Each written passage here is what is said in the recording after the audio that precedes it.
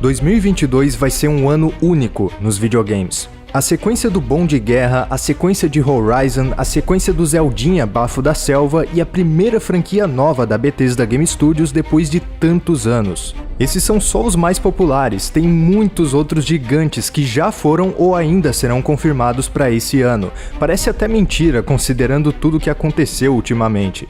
Mas esses jogos, que me perdoem, eles parecem incríveis e têm tudo para marcar a história. Porém, nenhum deles sequestrou o meu cérebro, como Elden Ring. Eu já imaginava que eu gostaria muito dele, mas já tendo Dark Souls, Bloodborne e Sekiro como alguns dos meus jogos favoritos, eu achava muito difícil esse legado ser superado. Ter a chance de jogar me mostrou que eu não apenas estava errado, é simplesmente raríssimo um estúdio ter a capacidade de reconhecer todos os méritos de seus jogos para entregar uma obra definitiva. E é exatamente dessa forma que surgiu Elden Ring. Enfim, eu joguei todos os jogos mais recentes da From Software, com exceção de Dark Souls 2 e Déraciné. Esse quase ninguém jogou de qualquer jeito, mas eu não tenho muita experiência em falar sobre eles em vídeo. Não é à toa que o único que eu tenho deles no canal é um gameplay antigo da primeira DLC de Dark Souls 3. Então, se eu falar alguma besteira, pode me xingar. Além do monstro sagrado Hidetaka Miyazaki, o mundo de Elden Ring foi criado pelo escritor George R.R. Martin. Eu pessoalmente não conheço o trabalho do cara por nunca ter lido as Crônicas de Gelo e Fogo ou nem mesmo assistido a um único episódio de Game of Thrones. Então, se eu dissesse que isso é relevante pra mim, eu ia estar mentindo. Mas, baseado em Elden Ring, eu posso dizer que eu já tô admirando esse cara. Assim como Dark Souls, Elden Ring tem um mundo Dark Fantasy que se inspira em diversos aspectos da história medieval, em mitologias e principalmente Berserk. Se não tem referência a Berserk, não é jogo do Miyazaki. Essa é a Erd Tree de Elden Ring, que se inspirou na Árvore do Mundo de Berserk, que se inspirou na Yggdrasil, a Árvore da Vida da mitologia nórdica. Enquanto Dark Souls exala decadência e pessimismo desde a sua ambientação até suas mecânicas, Elden Ring tem um tom mais épico e grandioso, mas não deixa de recordar que você é só mais um entre vários que buscam poder nesse lugar. A premissa da história é basicamente essa: você é um Tarnished, traduzido como infame ou maculado, que retorna para o território do qual um dia você foi expulso, as Terras Intermédias, com o objetivo de tomar posse do Anel Prístino, o Elden Ring. Prístino não é uma palavra muito usada por aí, mas ela significa antigo, algo que pertence a uma época passada. Esse anel, que não é meramente um anel físico como a gente conhece, tem uma fonte inimaginável de poder.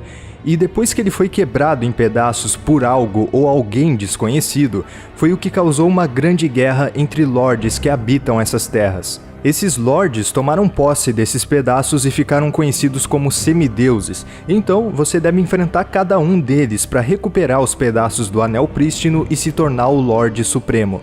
Acaba sendo algo bem parecido com Dark Souls 3 e os Lordes das Cinzas. Mas a gente conhece o Miyazaki, isso não é Souls, ele não é bobo e da metade pra frente da história ele faz o jogador pirar o cabeção. O mundo de Elden Ring já se demonstrou muito rico nas primeiras horas. Eu não imaginava que eu poderia entender tanta coisa sobre ele. Foi com certeza bem mais do que eu esperava, tanto em quantidade quanto em qualidade. A história continua sendo entregue através de subtexto, com os itens, cenários e diálogos enigmáticos, mas tenta ser mais clara e acessível através de dicas e cutscenes mais presentes do que o costume. Você pode esperar um equilíbrio entre a narrativa indireta padrão de Souls com a abordagem de Sekiro em momentos mais importantes para a trama. Pode esperar um monte de lunático falando que você é um lixo em inglês britânico formal. Como de costume, a gente começa em um local bem escuro que serve de tutorial, é sempre isso. Mas a área de tutorial é bem fácil de perder, ela fica em um buraco da direita que na primeira vez eu passei direto. Ou eu sou simplesmente burro. Semelhante a Sekiro, o tutorial aparece automaticamente na tela e é bem mais descritivo para novos jogadores, explicando todas as ações básicas e também as novas. Existe uma pré-concepção muito grande por parte das pessoas que não jogam Souls de que é a coisa mais complicada do universo, mas na verdade está longe disso, tudo se trata de paciência, tentativa e erro. Claro, ainda faltam opções de acessibilidade e tudo mais, mas esse assunto não vem em conta agora, eu posso falar disso no futuro, até porque porque eu escrevi um texto enorme lá pro site do meu PlayStation sobre isso e é muita coisa. Eu fiquei impressionado com o modo como a From Software adaptou os comandos e combos que eles construíram ao longo dos anos para um formato totalmente versátil e intuitivo que é o de Elden Ring. Parece que eles extraíram o melhor de Demons, Dark Souls, Bloodborne e, claro, também trouxeram várias coisas de Sekiro. Agora tem o pulo que altera diretamente a dinâmica do combate, sendo mais uma oportunidade de esquiva, mas também de outros golpes diferentes. Também tem o Stealth, a furtividade, que é bem rudimentar, mas que adiciona uma outra camada. Antes em Souls você precisava andar devagar atrás dos inimigos para dar um backstab ou facada nas costas. Agora é só ir agachado, inclusive dar esse backstab agachado dá mais dano se comparado ao que dá em pé. E você anda bem mais rápido. As Weapon Arts ou artes de batalha de Dark Souls 3 voltaram como Ashes of War ou Cinzas da Guerra, dando movimentos especiais e poderes mágicos que variam a jogabilidade e são muito bonitos de se ver. Sério, é um espetáculo. Agora você pode fazer invocações de fantasmas para te ajudar nas batalhas tanto contra chefes quanto no mundo aberto. Tem momentos em que você enfrenta muitos inimigos, o que justifica a introdução dessas mecânicas. Mas cara, como é bom ter essa sensação de aprendizado de volta, você ser recompensado com a vitória através do conhecimento sobre o inimigo e não sobre uma barra de XP sendo preenchida. Elden Ring parece valorizar mais o jogador que conhece todas as ferramentas que estão à disposição ao invés de exigir um caminho muito específico para o seu personagem ficar forte. Mas ao mesmo tempo não descarta essa última alternativa. Parece um balanço perfeito entre o fortalecimento do personagem na franquia Souls com a técnica de Sekiro. De tudo que eu falei, dá pra resumir que Elden Ring tem o melhor de todos os jogos recentes da From Software. Dito isso, depois de jogar, ficou bem claro que a gente não deve encarar Elden Ring como uma sequência de Souls. É com certeza um sucessor espiritual, obviamente, mas é algo novo com abordagens diferentes. Na verdade, o que deixou isso extremamente claro pra mim foi observar essa mancha de sangue enquanto eu descia um dos locais secretos. Esse cara certamente estava tanto com a cabeça lá em Dark Souls que esqueceu que agora dá pra pular. Elden Ring não só te desperta a sensação de jogar um Souls novamente, certamente ele desperta. Ele torna tudo isso muito melhor, também dando aquela sensação de novo que Sekiro deu. As ações que davam certo em Souls até podem dar certo em Elden Ring, mas não necessariamente vão ser o ideal. O jogo possui seus próprios sistemas por mais que carregue e aprimore muito do que foi construído nos anteriores. Isso não se limita de forma alguma apenas ao combate que recebeu novas camadas. As dinâmicas adicionadas pelos novos itens, o crafting ou construção de itens que amplia as possibilidades e até mesmo a exploração do mundo aberto diferenciam e muito a experiência de Elden Ring. Não só aos próprios jogos da From Software, eu digo da indústria de videogames em geral, mas eu já chego na parte do mundo aberto. Eu não consegui utilizar o crafting o suficiente para concluir que ele realmente faz uma diferença grande no gameplay ou não, mas um dos itens mais úteis do jogo você consegue através dele, que são os dardos soníferos, você pode usar até contra chefes. As bonfires agora são chamadas de locais de graça, então, ao invés das chamas, nós temos que encontrar a graça perdida. Não existe nenhum indicador escandaloso de que você deve ir para um local específico. Ao invés disso, os locais de graça apontam de forma sutil a direção do objetivo principal. Como você vai até lá depende totalmente de você. Em um deles, você vai encontrar a Melina, que serve como uma Firekeeper ou a boneca de Bloodborne. Ela que aumenta o seu nível e te dá acesso à montaria, o Torrente, mas a gente já fala sobre ele. É possível aumentar de nível em qualquer local de graça como em Dark Souls 1, não precisa ir até alguém, até porque ela te segue o tempo todo. A viagem rápida ou fast travel funciona em qualquer lugar que não seja uma dungeon.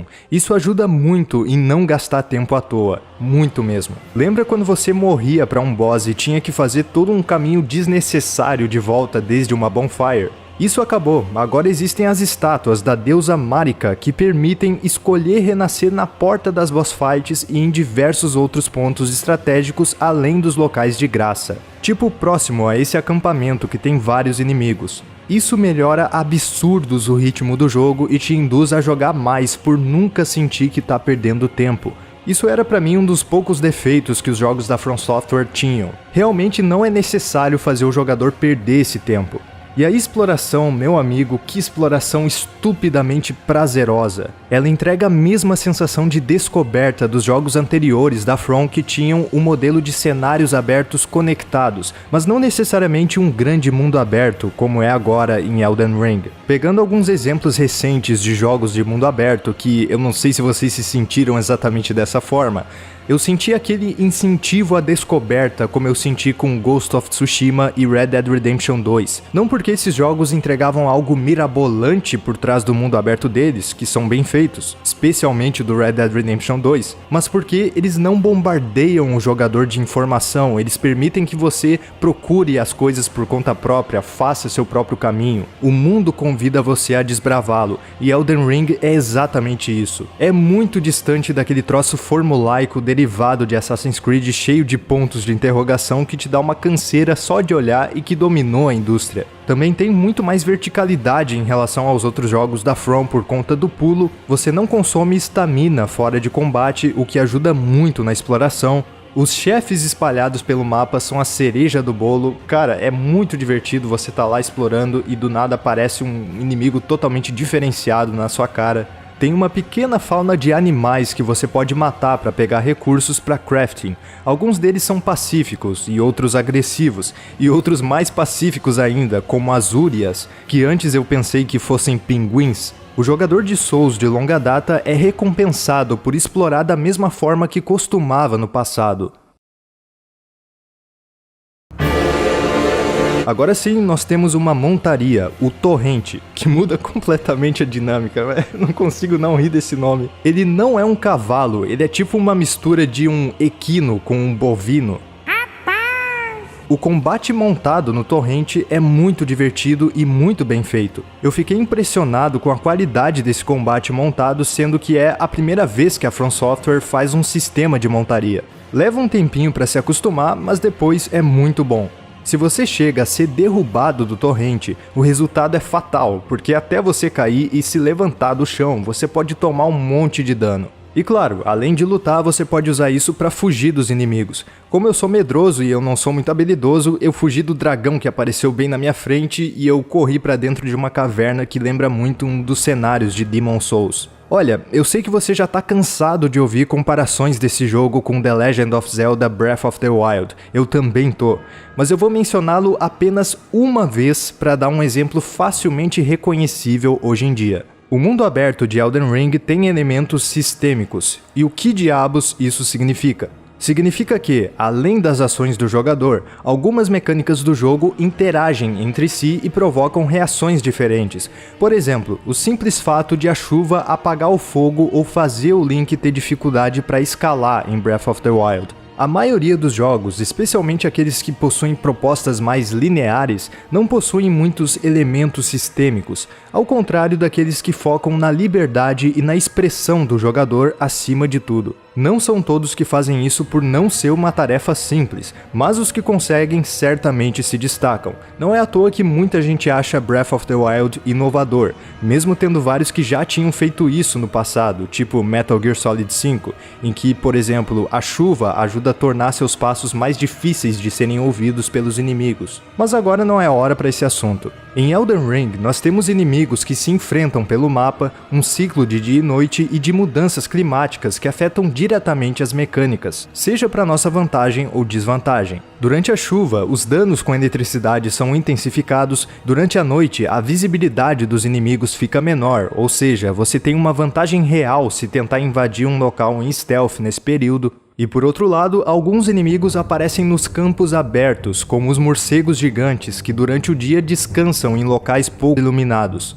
Eu passei por uma mesma ponte diversas vezes durante o dia e só tinha esse tipo comum de cavaleiro. Mas quando anoiteceu, simplesmente apareceu um cavaleiro negro muito mais forte que eles e eu só gritei: "Quem é esse cara?" Ai, ai! Infelizmente eu não tive muito tempo para testar o modo cooperativo, mas eu testei o PVP e funcionou muito bem contra o meu amigo Rory. Confere o canal dele lá na Twitch, às vezes eu e o Felipe Ramos aparecemos por lá. Inclusive, esse vídeo aqui é um ritual de invocação para ele voltar a postar vídeo também. Se tu tá vendo esse vídeo, Felipe, por favor, ninguém aguenta mais. Jogar com outra pessoa do Brasil funciona sem lag direitinho, maravilhoso, igual esse parry no Rory. conseguiu dar um parry, filho da puta. Isso é ilegal em 7 países mesmo. O PVP tá melhor do que nunca, os poderes dão uma variedade interessante e imprevisível, até porque o objetivo da From Software é que cada jogador consiga mesclar armas e habilidades de maneira única. Invadir outro jogador, dependendo da situação, pode ser um tanto difícil justamente pelas magias estarem muito poderosas nesse jogo e você só pode invadir quem tá jogando cooperativo, quem tá jogando sozinho não pode ser invadido. Mas, se fazer um clube da luta em Dark Souls 3 já era sensacional, em Elden Ring com toda essa variedade de golpes e poderes, isso deve estar em outro nível. Eu quero muito fazer isso. E claro, o método de jogar com os amigos é muito mais fácil se comparado aos jogos anteriores. É muito menos restritivo. Agora entrando um pouquinho na parte mais técnica, eu só acho que ela podia melhorar sim, porque eles já deixaram de ser nicho faz tempo e têm capacidade financeira. Mas fica difícil tirar uma conclusão jogando no PS4 e não na nova geração ou num PC equivalente. Justamente por ser cross-generation, eu acabo não me importando tanto com isso. Em questão de performance, ele tem as mesmas questões de Sekiro, Bloodborne e Dark Souls 3.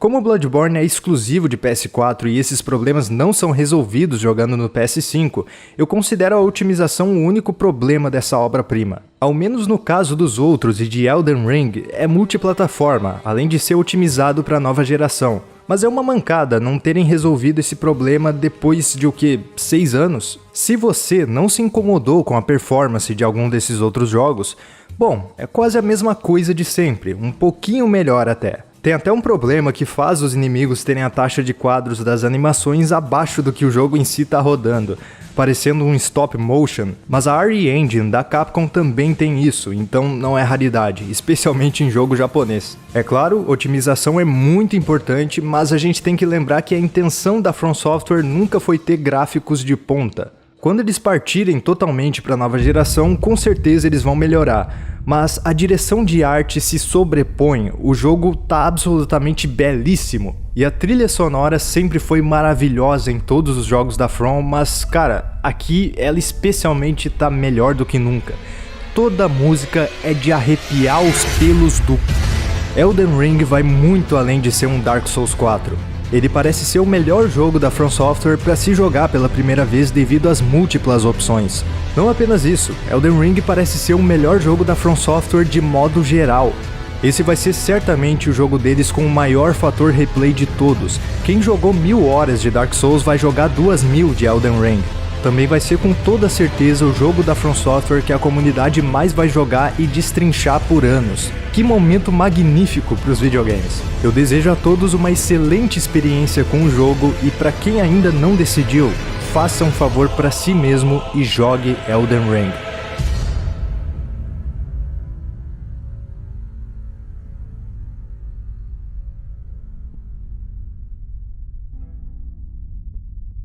Eu só queria confessar uma coisa, eu te enganei esse tempo todo, eu não recebi o jogo antecipado e tudo que eu falei foi do teste de rede que rolou lá em novembro. Eu pude jogar umas 9 horas do teste e cara, como eu gostaria de ter jogado muito mais. O Nicolas Figueiredo conseguiu uma chave pro PlayStation 4 e perguntou se eu queria, já que ele não poderia jogar e eu não consegui uma chave. Então comenta aí no campo dos comentários, valeu Nicolas, pra eu saber que você assistiu até aqui. É uma ordem. Eu não consegui jogar mais por causa do trabalho e por... Bom, vocês sabem por quê. E pra quem tá esperando, fica ligado no comecinho de março. Antes disso vai ter mais um outro vídeo. Um beijo e um abraço.